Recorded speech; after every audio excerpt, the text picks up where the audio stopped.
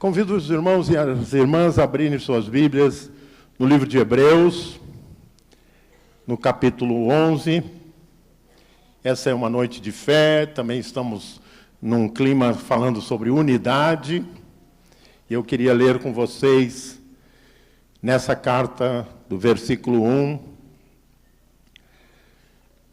até o versículo 8. Vamos ficar em pé para a leitura da palavra do Senhor.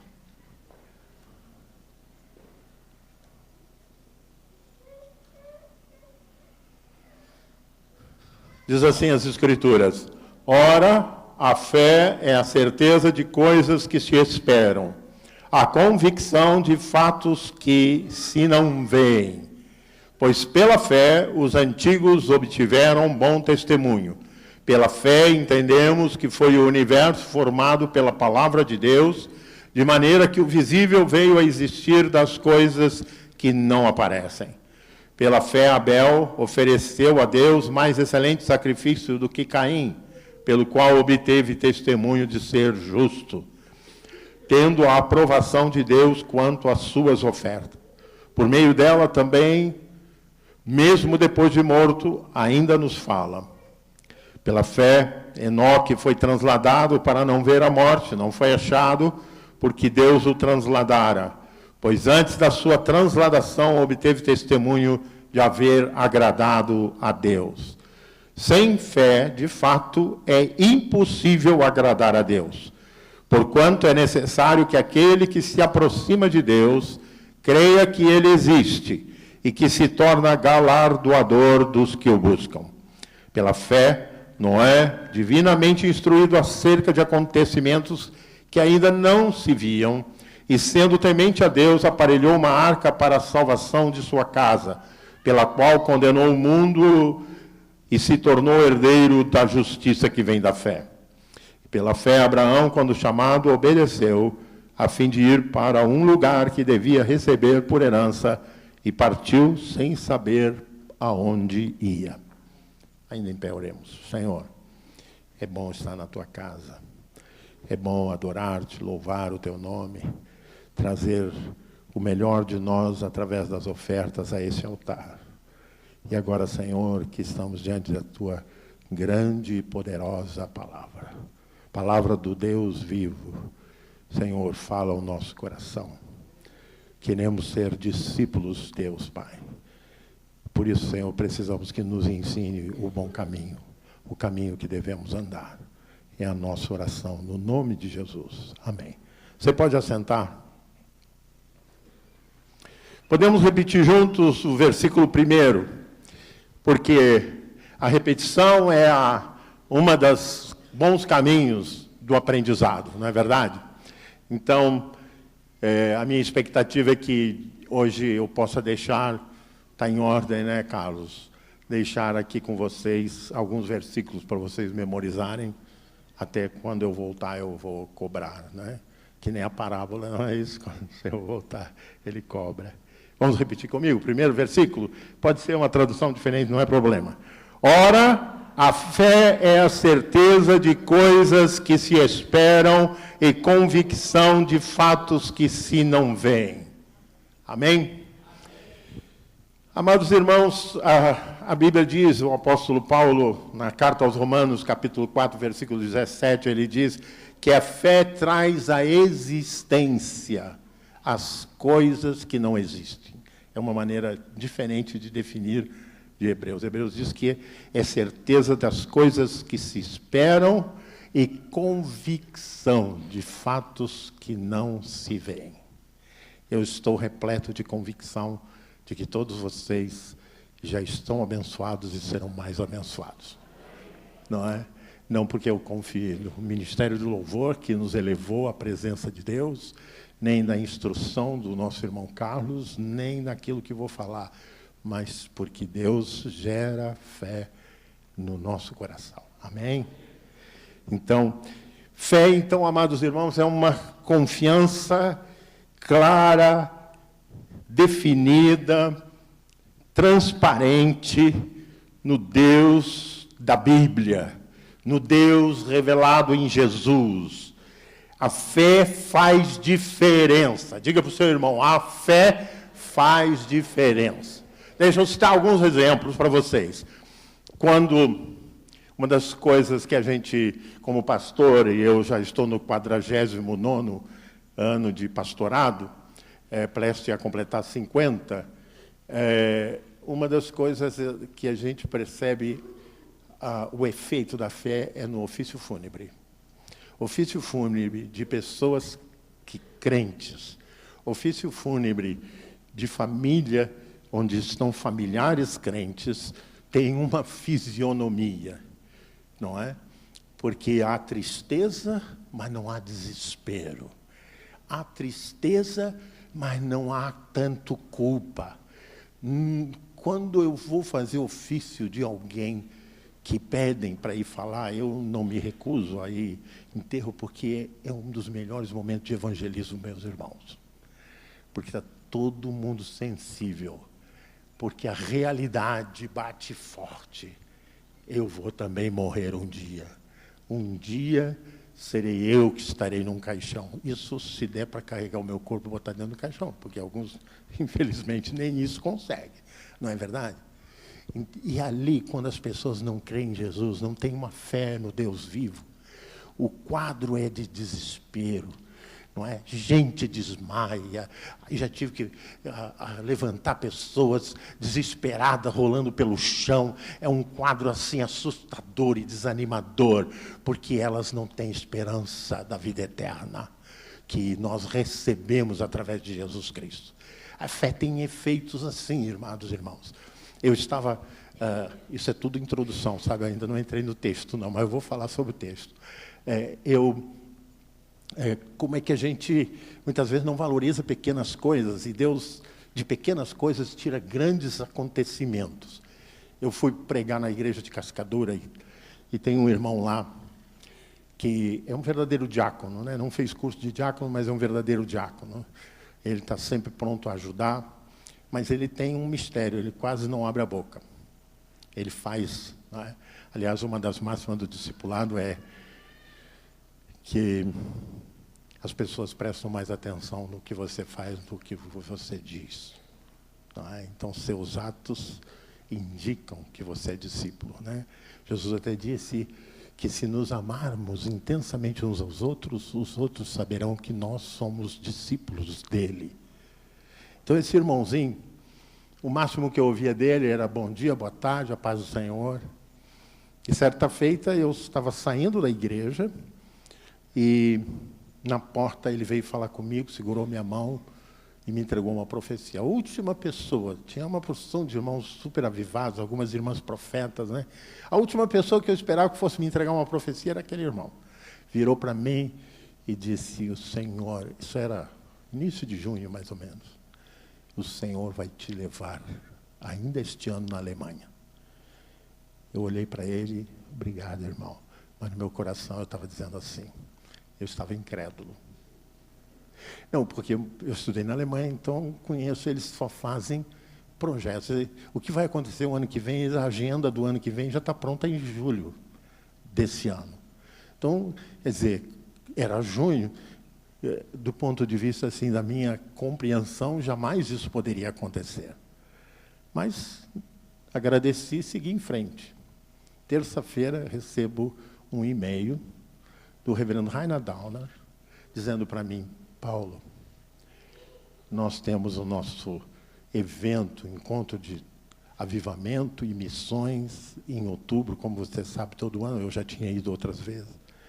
E o pregador oficial está muito enfermo, vai passar por um tratamento longo, e eu não tinha condição de chamar algum desses outros e tal, que eu não tenho intimidade. Eu queria ver se você podia, falando aqui em português, quebrar o meu galho. E a primeira coisa que eu falei assim para mim foi, Senhor, como eu sou incrédulo para as coisas do Senhor. Então diz para o seu irmão, Deus, fala assim, Deus transcende tudo que você pensa, tudo que você imagina, porque Ele é Deus. Não é? O irmãozinho não era uma mula, mas ele falou de maneira inesperada para mim. Fui para lá. No primeiro dia, o encontro começava quinta-noite e ia até domingo ao meio-dia. E nós estávamos numa sala da secretaria, pouco antes do culto de abertura, eu e o pastor Reinhard. E vem um irmãozinho de terno, gravatinha, todo bem arrumado, veio caminhando na nossa direção, parou na minha frente, levantou a Bíblia dele e disse assim: bispo, o senhor crê na Bíblia? Pergunta que não se faz para um bispo, né? Eu disse: lógico, irmão, eu creio na Bíblia. Pastor Reinhard, o senhor crê na Bíblia? Pastor Reinhard, lógico, nós cremos, nós pregamos na Bíblia, nós cremos na Bíblia. Aí ele abriu em Tiago, capítulo 5, onde diz: há alguém enfermo, chame os presbíteros da igreja e esses façam oração, ungindo com óleo em nome do Senhor. E a oração da fé salvará o enfermo. E disse, olhou para nós, baixou a camisa aqui no colarinho, mostrou um imenso caroço e disse: eu estou diagnosticado com um câncer nos gânglios. E o médico disse que já está irradiando pelo corpo e me deu 6 meses de vida. E, bispo, meu pai faleceu com câncer nos gânglios. O meu irmão morreu há 1 ano com câncer nos gânglios. E eu estou destinado a isso também. Por isso estou pedindo a sua oração, porque eu creio no que está aqui na Bíblia. Por isso eu perguntei se os senhores creem. Se o senhor não cresce, eu não ia pedir para orar, não. Assim que oramos, domingo se encerrava o congresso, e no culto de encerramento havia um momento para testemunhos. E no momento dos testemunhos, aquele irmão levantou de novo, veio caminhando, parou lá na frente, contou isso, descreveu todo, passo a passo, e baixou o colarinho, o pescoço dele estava branquinho. E ele disse: Deus responde os nossos atos de fé. Diga para o seu irmão: Deus responde os nossos atos de fé. Amém? Agora, nem sempre nós somos achados com fé. Comecei dando o meu exemplo, né? Nem sempre nós somos achados com fé. Os próprios discípulos, por 5 vezes, Jesus teve que dizer aos discípulos, homens de pequena fé, para não usar o termo usado, o vocabulário usado na Bíblia, que dá um cacófato, né? Que lá está homens de pouca fé, e aí você troca, não tem nada a ver com café, é com fé mesmo. Ou então, 2 vezes, como é que não tendes fé? Não é verdade? Ou ainda, onde está a vossa fé? Essa é uma pergunta que às vezes eu me faço, né? Eu meio que fico nervoso diante de uma situação, que eu acredito que acontece com você também, né? E aí, de repente, eu digo: mas vem cá, eu sou crente. Eu não posso agir dessa maneira. Eu não posso reagir dessa forma a isso. Eu tenho que manifestar fé, porque fé, não é? É algo que se torna visível, como o irmão que exerceu a sua fé e se tornou visível para toda uma congregação o que Deus tinha feito. Jesus exortou várias vezes os discípulos para que tivessem fé. Por isso eu acho importante a gente, nessa noite, de maneira breve, eu vou tentar não ser muito longo, pensarmos um pouco e avaliarmos a profundidade da nossa fé. Até onde nós podemos chegar na nossa fé, na nossa confiança em Deus. Uma das coisas mais comuns, quando a gente está enfrentando uma luta, é o adversário de nossas almas dizer assim: você é crente, está passando por isso. Ele ciranda a nossa volta. E o que é pior, às vezes usa pessoas queridas nossas para dizer: poxa vida, você é crente, vai à igreja todo domingo, vai na célula, vai na reunião de oração e está passando por isso. Ela não sabe, né? Mas o adversário está usando para nos aguçar, provocar, não é verdade?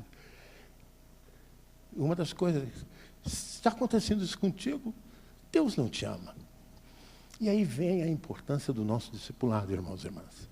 Porque o nosso discipulado nos faz filhos da palavra de Deus. Filhos de Deus que são nutridos pela palavra do Deus vivo. Quando o inimigo tenta inculcar em nós que o fato que estamos passando, Deus não nos ama, você tem que ter a resposta.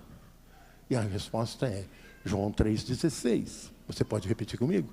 Porque Deus amou o mundo de tal maneira que deu seu Filho unigênito para que todo aquele que nele crê não pereça, mas tenha a vida eterna.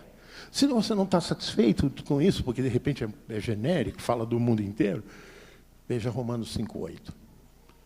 Deus prova o seu próprio amor para conosco, pelo fato de ter Cristo morrido por nós, sendo nós ainda pecadores. Você é pecador, eu sou pecador, mas Deus te ama e me ama mesmo assim. Não é? E Ele demonstra o seu amor através do envio do seu Filho. Muitas vezes nós precisamos confiar de que a circunstância, que nós muitas vezes não temos controle sobre toda ela, sobre todos os aspectos dela, nos faz duvidar de que, será que Deus está nisso? E é a hora de nós confiarmos na soberania de Deus. E o salmista diz claramente, confia a Deus os teus caminhos e os teus cuidados, e não te estribes no teu próprio entendimento. Além de crer que Deus nos ama, nós temos que crer que Deus sabe todas as coisas. Há uma trilogia em nosso entendimento de fé em Deus, no nosso entendimento de quem é Deus. Nós sempre afirmamos, né, que Deus é onisciente. Isso significa que Ele sabe de todas as coisas. Mesmo que você não esteja percebendo, Deus está trabalhando. Há um livro muito conhecido chamado Deus que Age. E o autor coleciona os atos grandiosos, Deus intervindo em situações limites, né?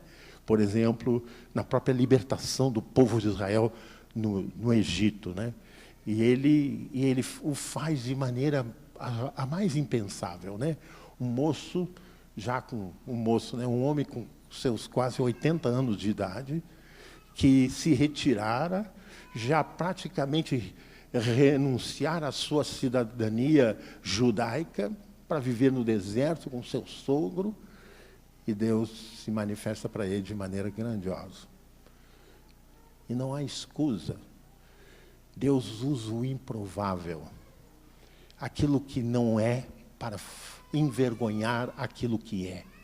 Ou seja, aquilo que se parece assim desolador, que se parece arrasador, aquilo que parece não ter saída. Deus entra nessa história como entrou em Israel, um povo escravo, humilhado, rejeitado, e intervém naquela história com atos sobrenaturais. Quando a nossa fé é praticada, quando nós ousamos crer, nós liberamos, o céu se abre sobre a nossa vida, sobre as circunstâncias que nos assustam. A outra afirmação é que, além de Deus ser onisciente, Deus é onipotente. Deus tem todo o poder, não é? Tem todo o poder. O salmista e também Isaías tem uma expressão que diz, agindo eu, quem impedirá? Nada resiste ao poder de Deus. Diz para o seu irmão, agindo Ele, quem impedirá? Mas, lamentavelmente, eu preciso dizer para você que tem alguém que pode impedir. Você. A sua incredulidade pode impedir. Deus continua agindo, mas pode ser que Ele não atue na sua vida por falta de fé. E fé pede ousadia. Você lembra de Elias? 700 profetas contra ele. E toda a população contra ele. Porque a população comia na mão do rei Acabe. Eles iam ficar a favor de quem? Um profeta sujo, vestido com pele de camelo, com um cabelão até embaixo, com barba por fazer. Chega lá e confronta o rei e confronta todo o povo, sozinho. Eu aprendi, com a experiência de Elias, é que um homem, uma mulher com Deus, é maioria. Não importa quantos estão se levantando. Repita comigo. Um homem ou uma mulher com Deus é maioria. Pode aplaudir o Senhor, porque é verdade. Então, está difícil, está doendo, está assustado, sorria. Você está do lado vitorioso. Você está do lado vitorioso, daquele que venceu a morte, daquele que tem sinais e prodígios. Quantos vocês querem contar? Abra a sua Bíblia. É o testemunho histórico dos atos salvíficos do nosso Deus. Davi, Deus usou Davi porque ele era o menor. O maior, o mais velho, o mais forte, se acovardou. O rei Saul, que era vitorioso de várias batalhas, se acovardou, deu até a armadura dele, já que você quem vai, bota mesmo. O pobre do Davi não conseguia nem andar com a armadura de Saul. Deus gosta de pessoas ousadas em fé. Uma das coisas bonitas desse episódio é que Davi olha para Golias e descreve a força de Golias. Você vem contra mim com espada, com escudo, e eu acho que ele entrou em detalhes tudo, com botas, com uma cobertura aqui na canela para não quebrar a perna dele. E ele dizia, eu vou contra ti, em nome do Senhor dos Exércitos. Quando você estiver enfrentando uma dificuldade, diga, eu vou contra ela em nome do Senhor dos Exércitos. Isso te garante a vitória. Isso te dá certeza de que você entra, se você entra com fé, você entra já vitorioso. Agora, se surpreenda, porque a vitória não é dada como você quer. Porque você não é o dono da causa. Quando você se entrega nas mãos do Senhor, e quando você entrega a sua luta, o seu desafio diário nas mãos do Senhor, a causa já é de Deus. Também avalie a sua fé pela certeza que você tem da presença do Senhor. Porque uma das coisas que a gente fica assustado é onde está Deus nisso? É uma pergunta que eu já ouvi muitas vezes em gabinete, em conversa, as pessoas, onde está Deus nisso? O povo de Israel, o profeta Jeremias, diante do cativeiro, que ele mesmo acabou indo, depois voltou, ele disse, Senhor, eu não devia nem ter nascido. Para ver isso que eu estou vendo, a desgraça desse povo, a dureza de coração desse povo, eu não devia ter nascido. Mas deixa eu dizer para você, mesmo que você não veja, mesmo que você não tenha qualquer maneira de segurar, exercite a sua fé. Porque a fé é certeza nas coisas, convicção de fatos que a gente não vê. Isso é a fé. Mas eu quero dar para você, se você quiser anotar, anote aí, pelo menos 2 versos. Mateus é um evangelho riquíssimo para nos passar essa convicção. Porque ele começa e termina trazendo palavra para te dar convicção da presença poderosa de Deus junto dos seus filhos e filhas. Logo no anúncio do anjo, qual é o nome que o Filho de Deus vai ter? É conhecido como? Tem que ler mais a Bíblia, meu irmão. Emanuel. O que significa Emanuel? Eu quero ouvir mais alto. O que significa Emanuel?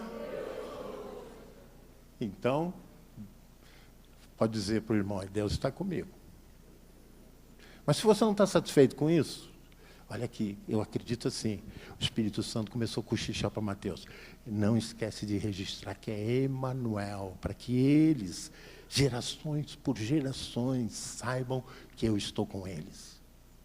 Mas se você ainda tem uma dúvida, qual é o versículo que fecha o Evangelho de Mateus?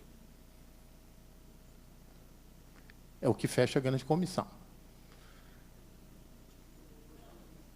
Quando eu estava na escola de paraquedista, quando a gente não sabia dar uma resposta, tinha que pagar 10 canguru, 20 canguru, 10 flexões de braço. Eu vou mandar vocês lerem e decorarem alguns versículos. Capítulo 28 de Mateus. Podem repetir comigo? Eis que eu estou convosco todos os dias, até a consumação dos séculos. E devo dizer para você, ainda que você não esteja percebendo a presença do Senhor, porque a gente é muito regulado por emoções. É a teologia do arrepio, né, Carlos? Olha só, estou arrepiado, o Senhor está aqui. Deus, nem sempre a gente fica arrepiado, mas Deus continua aqui.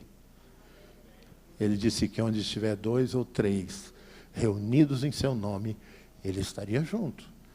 Então, diga para o seu irmão, Deus está conosco. Quando a dor de cabeça vier, você repreende e diz, Deus está conosco. Quando alguém proferir alguma maldição, alguma palavra ruim contra você, você diz, Deus está comigo. Quando as circunstâncias se tornarem assustadoras, você declara, é declaração de fé. Porque quanto mais declaramos fé, mais se fortalece a nossa fé. E quanto mais declaramos fé, mais irrupção do sobrenatural desce sobre a nossa vida. Não importa as circunstâncias, em qualquer delas, não esqueça de lembrar, de declarar aos céus e à terra, ao inferno e aos céus, Deus está comigo.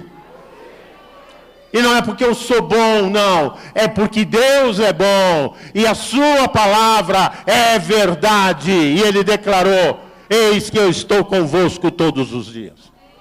E dessa maneira eu creio.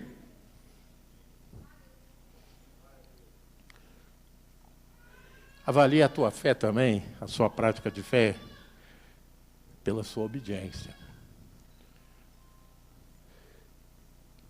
No capítulo 15 de João, Jesus está discipulando, ministério discipulado direto. Todo o ministério de Jesus foi discipulado, mas ele está num momento de intimidade com os 12, ou melhor, com os 12, antes diríamos, da traição de Judas. Judas estava ali. Jesus vira para ele e diz, se permanecerdes em mim, e as minhas palavras permanecerem em vós, pedireis o que quiserdes e vos será feito. Que promessa! Você já avaliou isso? Esse é o versículo, pastor Evander, para a próxima terça-feira. Todo mundo memorizando. João 15, versículo 7. Vamos repetir comigo? Se permanecerdes em mim, e as minhas palavras permanecerem em vós, pedireis o que quiserdes e vos será feito. Nós estamos pedindo a cidade de Petrópolis. Amém? Nós queremos fazer diferença nesse lugar. Mas nós podemos clamar por esse estado e podemos clamar por essa nação. Se há um lugar que precisa de Deus, é o estado do Rio de Janeiro, é a nação brasileira. Porque daqui Deus vai gerar muitos missionários. Muitos missionários. E como diz o Lidônio, missionário, homem de Deus, ele diz que a sua fronteira missionária às vezes está dentro da sua casa. Tem gente que ainda não confessa Jesus como Senhor na sua família.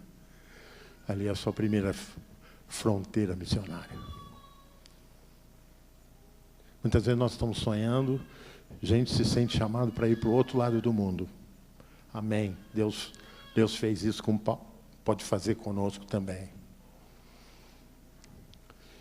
Mas eu diria que na sua casa, na sua família, há pessoas pelas quais você tem que tomar em sério a luta contra o inferno, porque assim como o inimigo deseja levá-la para o inferno, com a mesma garra, com a mesma, diríamos, paixão, com a mesma obstinência, você tem que lutar por essa pessoa, jejuar se necessário, orar todos os dias, para que Deus entregue aquela vida nas suas mãos, para ser discipulado e ser uma bênção. Porque o que você deseja para você, de ser um servo vitorioso, uma serva vitoriosa, você tem que desejar para cada uma das pessoas do seu relacionamento. Todas elas precisam. E isto é ato de fé. Quando nós sonhamos em 1 milhão de discípulos, a máxima que eu colocava para cada pastor é: você não é pastor apenas das pessoas cujo nome está no rol. Você é pastor do bairro inteiro, da cidade. Você tem uma porção de ovelhas que ainda não sabem que são suas ovelhas. Mas você geme, você clama, você ora por elas. E Deus vai te entregar. Agora, como é que Deus vai te dar o que você não quer? O que você não pede? Deus responde o nosso clamor. Jeremias ensinou isso. Clama-me e responder-te-ei. E não só responde, ele anuncia, porque ele vê a sua fé, o seu interesse, e ele anuncia coisas grandes e ocultas que não sabes. Mas exercício da fé é exercício de obediência. E a obediência é um problema desde o Jardim do Éden. Desde o Jardim do Éden. Porque nós temos um coração rebelde. Eu fui pregar esse fim de semana em Cabo Frio, levei meu neto. É uma aula sobre o pecado original, uma criança pequena, não é verdade? Há uma rebeldia insana neles. Você negocia, mas eles não querem abrir mão. Não é verdade? Impressionante.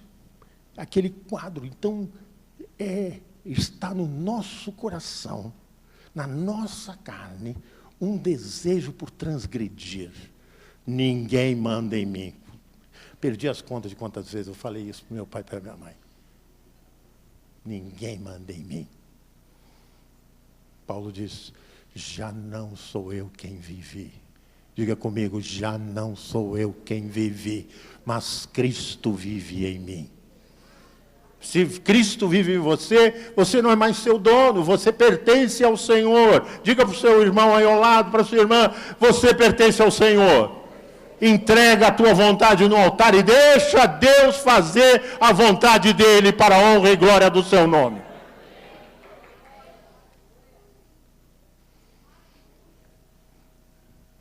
Se você tem fé em Jesus, se você crê num Deus de milagre, avalie agora a sua fé pela sua visão. Quem serve ao Deus Todo-Poderoso, quem serve ao Senhor do Universo, tem direito de sonhar. E sonhar tão grande como o teu Deus. Não sonhe coisa pequena, porque o teu Deus é grande. Diga assim: o meu Deus é grande. Então, começa a aumentar o teu sonho. Vão te chamar de louco. Mas você serve um Deus grande, um Deus que dá vitória. Somos mais do que vencedores por meio de Jesus Cristo que nos amou, diz Paulo. Isso é palavra viva, palavra do Deus vivo. E aproprie-se dessa vitória e sonhe para você, para sua família, para sua cidade, coisas grandes. Porque grande é o Senhor. Quem crê nesse Deus pode ter esperança. Quem crê nesse Deus tem futuro. Os discípulos estavam tristes e desamparados. E Jesus disse: não se entristeça o vosso coração. Qual era o remédio? Credes em Deus, crede também em mim. Se alguém aqui está doente, eu digo: não se entristeça o seu coração. Creia em Deus, creia em Jesus Cristo. E hoje, o Senhor já vai começar a fazer sinais, milagres contigo. Avalie também a sua fé pelos rios de água viva que correm do seu interior. João capítulo 7, Jesus está num debate com os fariseus e ministrando aos discípulos, ele diz, pode repetir comigo? Quem crer em mim, do seu interior fluirão rios de água viva. Quem crer em mim, do seu interior fluirão rios de água viva. E sabe o que ele completa? João diz assim, o Senhor falava acerca do seu Espírito que seria concedido. E ele já concedeu. O Espírito flui em nós e nos concede essa vitória, esse lavar regenerador, que leva para longe a nossa incredulidade e nos eleva e nos faz enxergar o que ninguém pode ver, e nos permite ver os sinais e os prodígios e sonhar com coisas grandes no Deus grande, no Deus que realiza, no Deus que faz. E por fim, meu irmão, minha irmã, abra sua carta em 1 João, capítulo 5.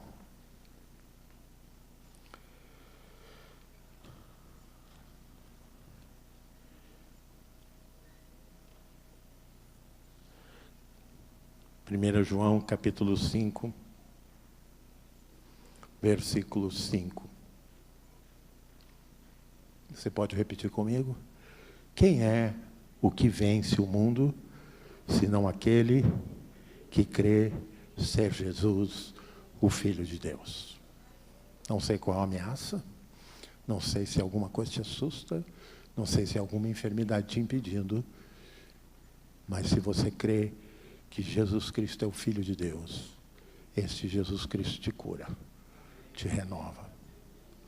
Eu gostaria de, se há alguma grande embaraço, se há alguma coisa que te está te atemorizando, eu gostaria que você deixasse isso hoje nesse altar e saísse daqui renovado, curado, liberto, pela fé. Você vai tomar um ato de fé.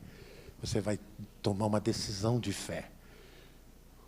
O que estiver te impedindo, o que estiver te assustando, ou ainda, às vezes é alguém que está atormentando você, ou no seu lugar de trabalho, alguém que é realmente um obstáculo. Você vai trazer, vai colocar isso aqui no altar, e Deus vai operar um milagre em relação a essa pessoa, em relação à sua vida. Vamos ficar em pé, o Ministério do Louvor vai nos dirigir num cântico. E se você quer sentir uma evidência do poder de Deus num ato de fé, deixe seu lugar. Vem estar comigo nesse altar. Deus vai mover as águas. Deus vai fazer coisas tremendas. Venha sonhar comigo. Eu já estou aqui na frente. Eu já estou sonhando com o pastor Evander, com a igreja, eu estou sonhando sinais e prodígios que Deus já realizou e outros tantos que Ele vai realizar, contigo, comigo, porque Ele é Deus.